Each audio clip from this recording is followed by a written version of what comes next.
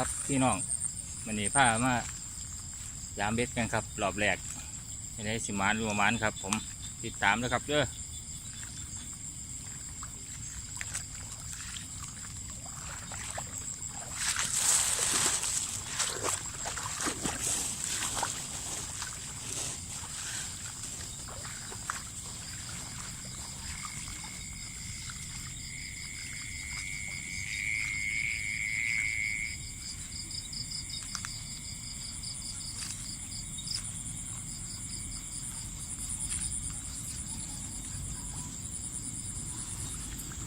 เงียบครับนิด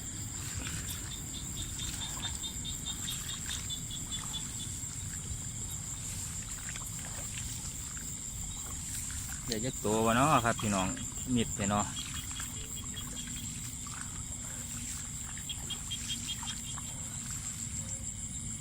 นี่ก็เงียบครับผม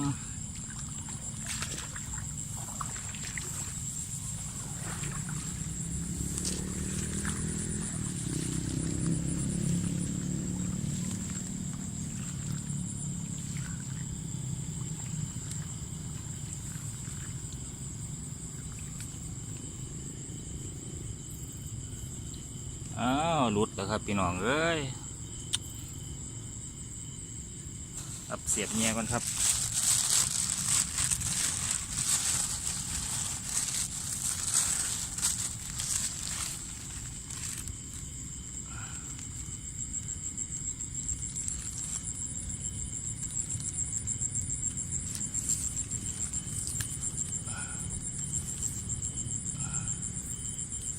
ตอนนี้ก็เป็นเวลาประมาณทุ่มหน่อยๆครับผมมายามรอบแรกครับ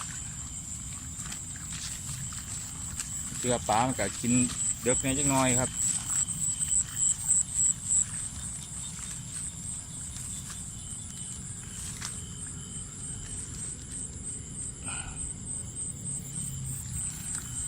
นี่ยังคือเก่าครับ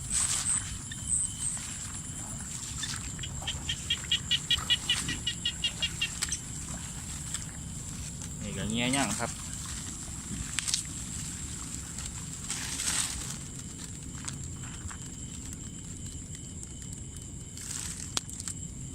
อ๋อเราจะจับตัวชิงใส่เบ็ด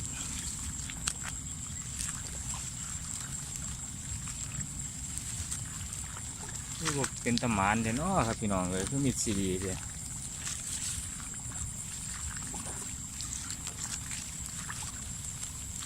มันหลายวะครับฝนตกใส่ไง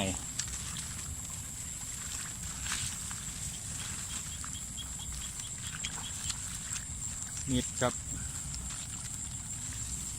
นี่ก็เงี้ยหลอนครับผมใส่ปลาหน่อยดิ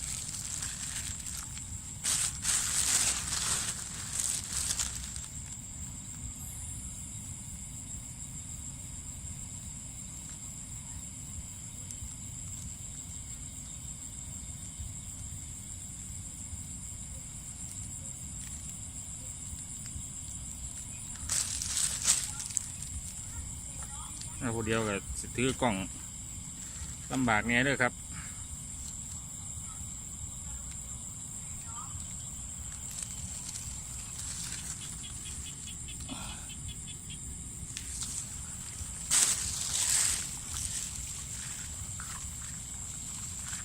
เงียบครับผมน้องมีซีดีครับ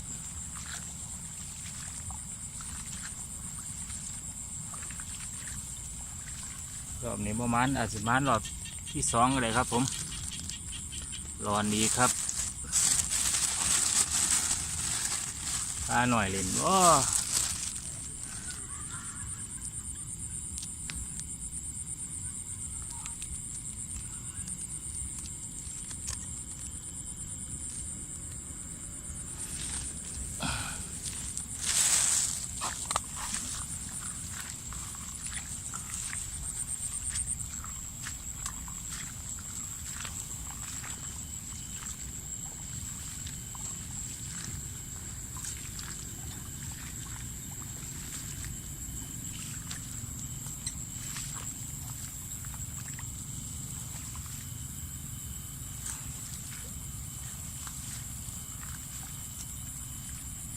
เอาอันนี้คืออยู่ห่างหมู่ใช่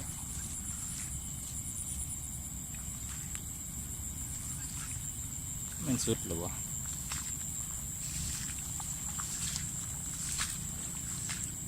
เบิดแล้วมั้ง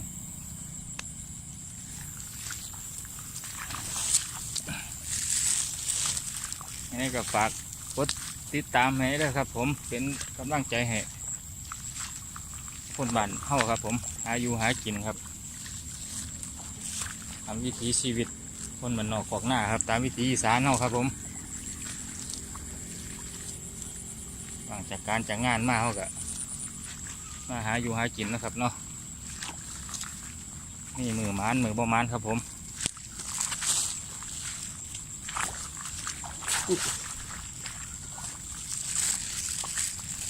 ก็สิย่างลำบากไงเลยครับจะทำคืนมืดน้ำกระไรครับผม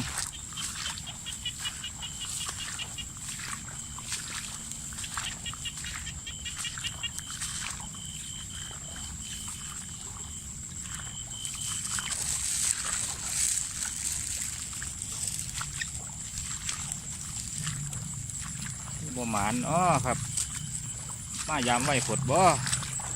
ร่างถุ่มหนึ่ง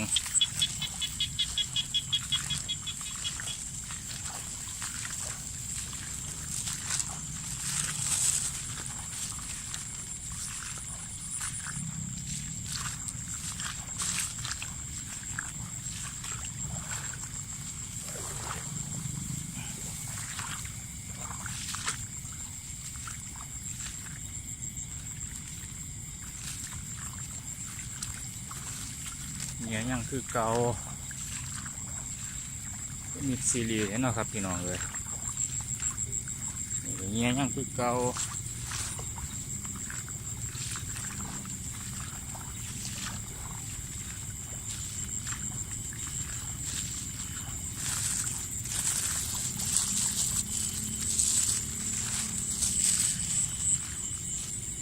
แต่เด็ดปนมาเนาะครับ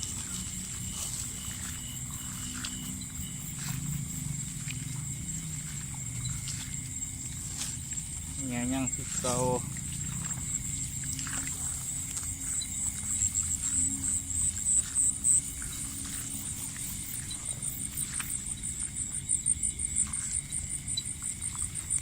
ไม่มีปลากินเลยครับนี่ซีรีส์ครับพี่น้องเอ้ย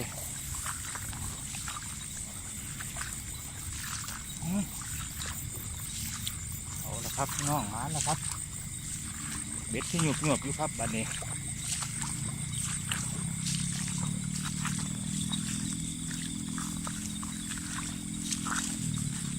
เอาละครับพี่น้องเอาละครับพี่น้องอ่านแล้วครับ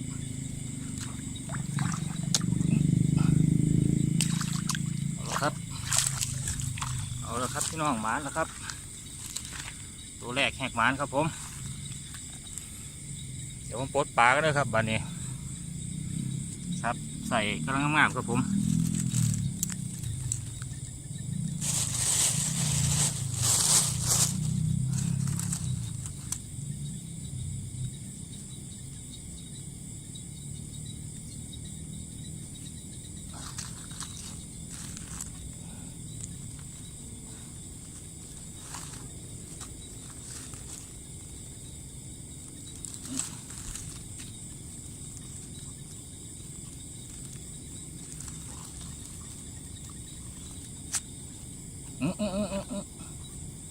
กินเลิกแค่นอวันนี้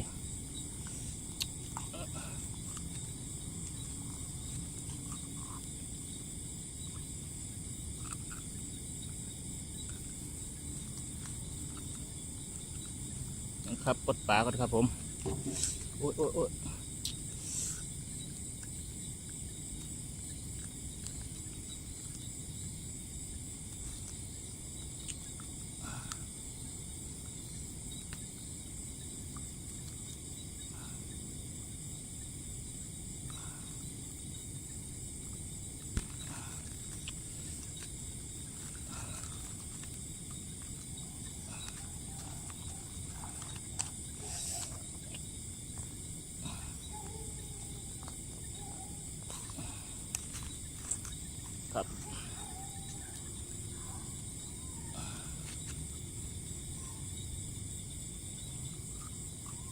แรกแห่งหมานะครับพี่น้องอ้าว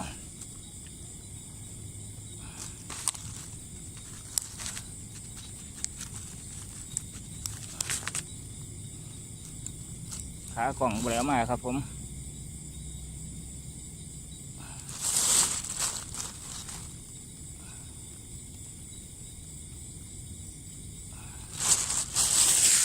ไปครับพี่น้องไปต่อโอ้ปลาลูกคอกครับแม่ปลาลูกคอกครับผม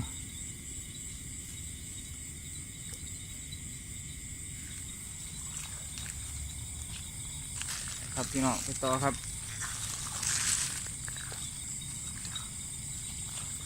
อันนะครับตัวแรก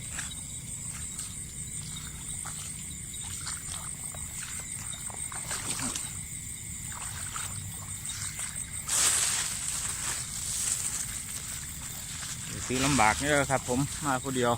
ขาตั้งกล่องก็ถ้ามีเงินซื้ออยู่พี่น้องเลย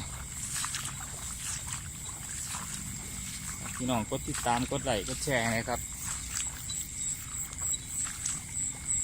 วิถีชนวิถีคนอีสานครับผมเบากล่องเมืองอุบลครับ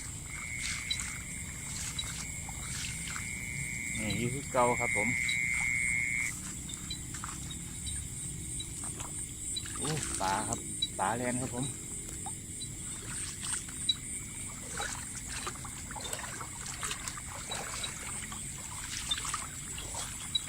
ไปแล้วครับปลาครับผมพอหน่อยไล่ครับ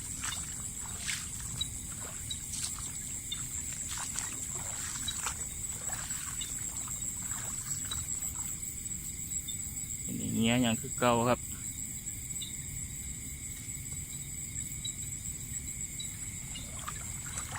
ไปครับพี่น้องไปต่อครับ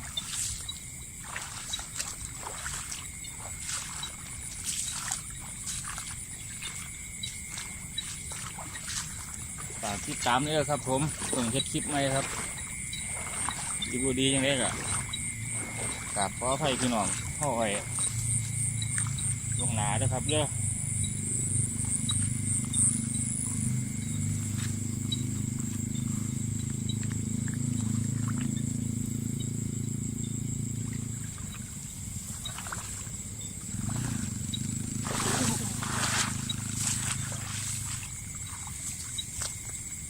นี่อย่างเงี้ยยังครับผม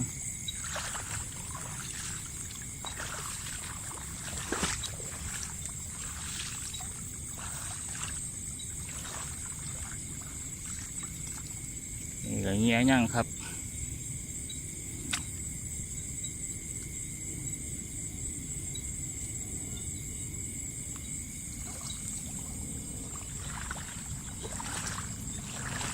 เด็ดใกล้สิเบิดแล้วครับผมเด็ดตัวเดียวนี่ก็คือครับพี่น้องหาเบื้องอีกรอบต่อไปครับจะมันหมานรอบสองครับผม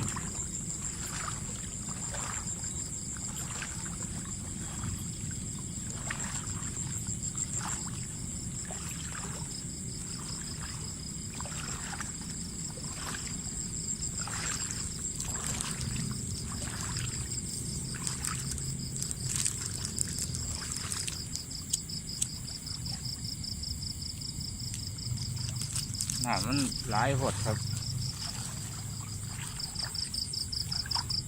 นี่ปลาหน่อยเหรียญเงี้ยครับผม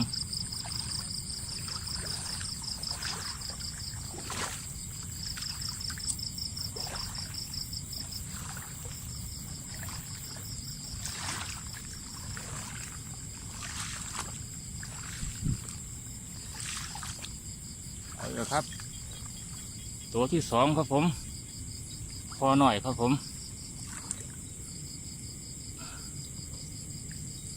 โอ้ประคอปอกครับพี่น้องครับตัวที่สองครับผม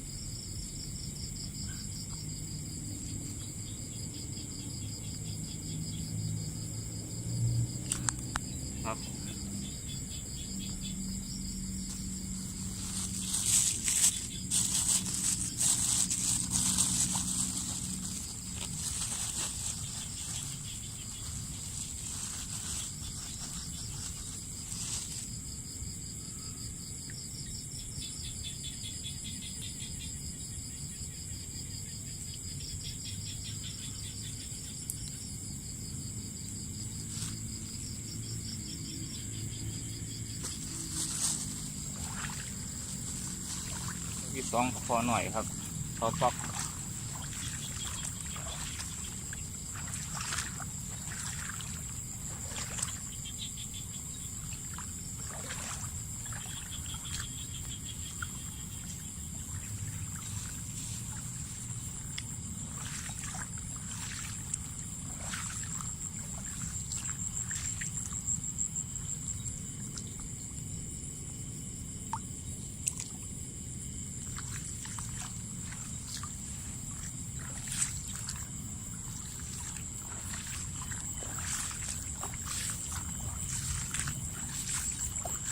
ให้ฝาก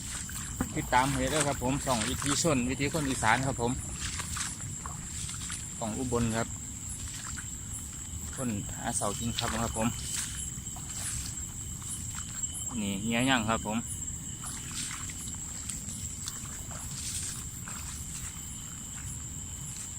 เบ็ดใกล้สิเบิดแล้วครับเยอะอยู่ประมาณ4-5ขั้นนี่แหละครับผม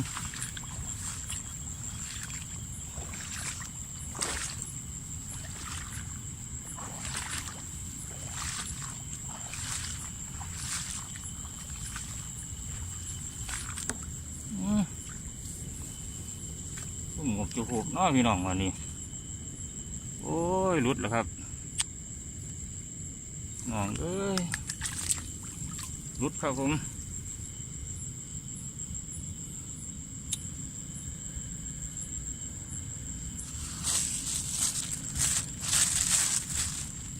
จะได้ครับน่าว่าสาหดปลากินหัวคำ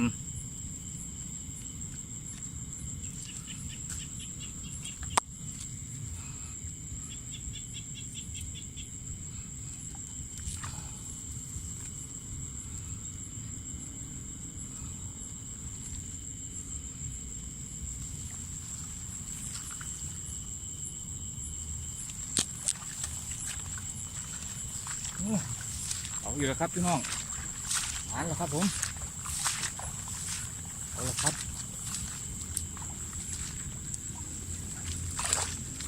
เอาละครับพี่น้องหานแล้วครับครับผม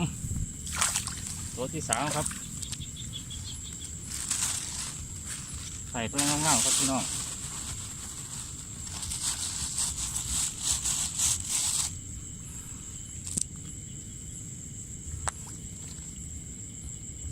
ครับตัวที่3ครับผมจะปลดปลามาเลยครับพี่น้อง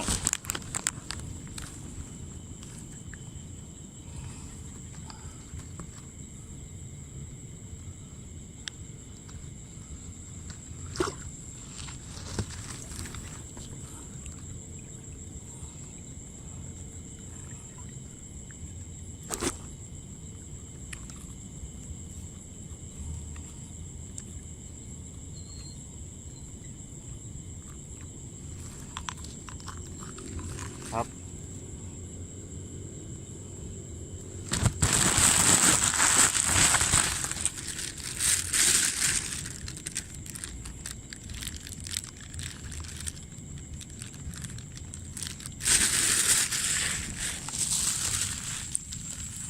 ลอยครับไปต่อครับพี่น้อง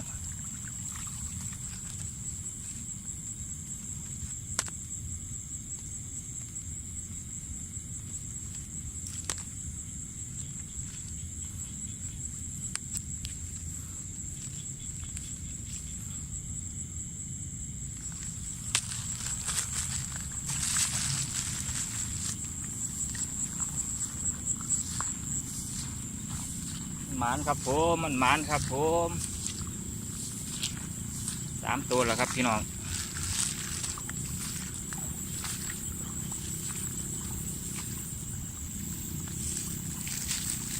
พอหลุนกำลังงามๆครับ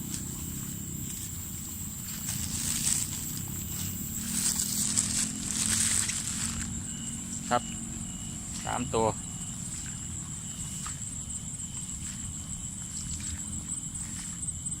แล้วก็ฝากพี่น้องเขากดติดตามให้ด้วยครับผมเป็นกำลังใจให้ลูกหลานบ้านเขาครับหาอยู่หากินครับผมจะได้มีกำลังใจเฮ็ดคลิปดีๆให้พี่ให้น้องเขาเดี๋ยวเบิ้งครับว่างจากการทำงานก็ จะได้มีกำลังใจเฮ็ดคลิปต่อไปครับผมหลังนี้เงี้ยยังอยู่ครับ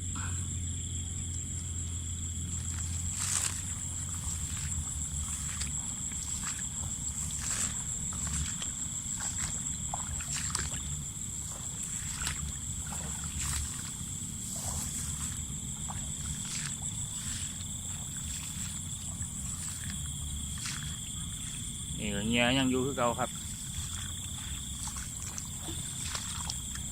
เหลืออยู่2ขั้นครับผม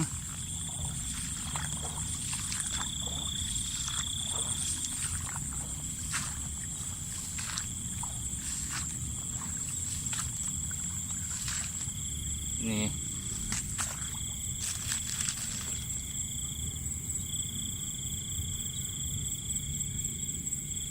ยังคือเก่าครับเนี่ย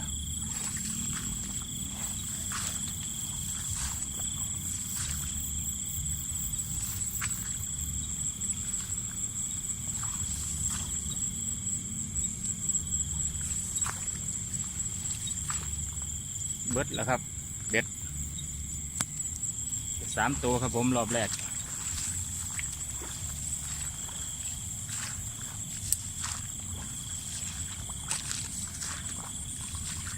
ตัวงามๆครับ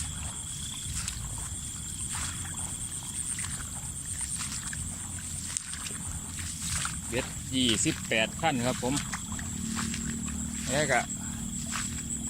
ฝากพี่น้องเอาไว้สำหรับสักวันด้วยครับสวัสดีครับผม